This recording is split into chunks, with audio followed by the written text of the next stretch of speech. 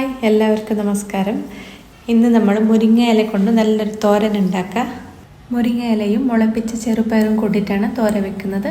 ഈ മുരിങ്ങ ഇലയ്ക്ക് മുളപ്പിച്ച ചെറുപയർ ഇടുമ്പോൾ നല്ലൊരു ടേസ്റ്റാണ്. നമ്മൾ അധികം ഉണ്ടാക്കലുണ്ട്. ഇതിപ്പോൾ നിങ്ങളെ കൂടി കാണിക്കാമെന്ന് വിചാരിച്ചു ഞാൻ. ഇതിൻ്റെ തണ്ടെല്ലാം കളഞ്ഞിട്ട് ഇത്ര മുരിങ്ങ ഇല എടുത്തിട്ടുണ്ട്, ക്ലീനാക്കി എടുത്തിട്ടുണ്ട്. പിന്നെ ഇത്ര ചെറുപയർ എടുത്തിട്ടുണ്ട്, ചെറുപയർ മുളപ്പിച്ചത്. ഇനി നമ്മളിത് എങ്ങനെ ഉണ്ടാക്കുന്നത് നോക്കാം. ആദ്യം നമുക്ക് ചെറുപയർ വേവിക്കാം. അതിനായിട്ട് ഒരു ചീനച്ചട്ടി വെച്ചിട്ടുണ്ട്, തീ കത്തിക്കുക. ഇതിലേക്ക് കുറച്ച് വെളിച്ചെണ്ണ ഒഴിക്കുക. ഒരു 2 സ്പൂൺ വെളിച്ചെണ്ണ ഒഴിച്ചു. പിന്നെ കടുക്, പിന്നെ 1/2 ടീസ്പൂൺ ജീരകം. ഈ കടുകെല്ലാം പൊട്ടി വരുമ്പോൾ 1 സ്പൂൺ വെളുത്തുള്ളി ഇടാം. വെളുത്തുള്ളി ചെറുതായിട്ട് കട്ടാക്കിയത്. വെളുത്തുള്ളി കുറച്ച് കളർ മാറി വരുമ്പോൾ സവാള ഇടാം. ഒരു മീഡിയം സൈസിൽ സവാള എടുത്തിട്ടുണ്ട്, ചെറുതാക്കിയിട്ട് കട്ടാക്കിയിട്ട് ഇട്ട് കൊടുത്തേ. ഇതിൻ്റെ കൂടെ തന്നെ കുറച്ച് മഞ്ഞളും ഇട്ടിട്ട് വഴറ്റിയെടുക്കുക. പിന്നെ 2 പച്ചമുളക് ചെറുതാക്കിയിട്ട് കട്ടാക്കിയത് ഇട്ട് കൊടുത്തു. പിന്നെ എരിവിന് പച്ചമുളക് ഇട്ട് കൊടുത്തിട്ടുണ്ട് 2. എന്നാലും 1/2 ടീസ്പൂൺ മുളക് പൊടി കൂടി ഇട്ട് കൊടുത്തു.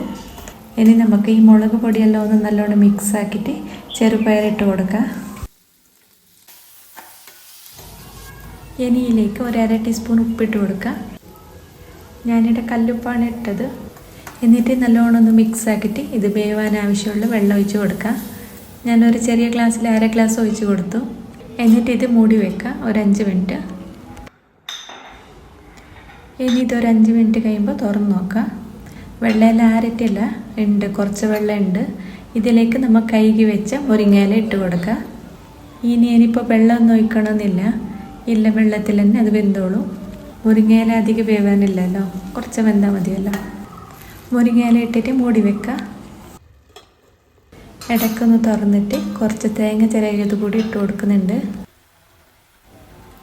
മുരിങ്ങയില ഇട്ടിട്ട് അധിക സമയമൊന്നും വേണ്ട, ഒരു 3-4 മിനിറ്റ് ആകുമ്പോൾ തന്നെ ഇത് റെഡിയാവും. ഇപ്പോൾ ഇത് റെഡി ആയിട്ടുണ്ട്.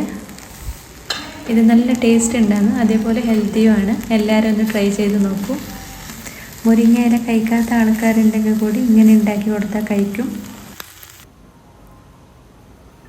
അപ്പോൾ ഈ വീഡിയോ ഇഷ്ടപ്പെട്ടെങ്കിൽ ലൈക്ക് ചെയ്യൂ, അതേപോലെ സബ്സ്ക്രൈബ് ചെയ്യൂ.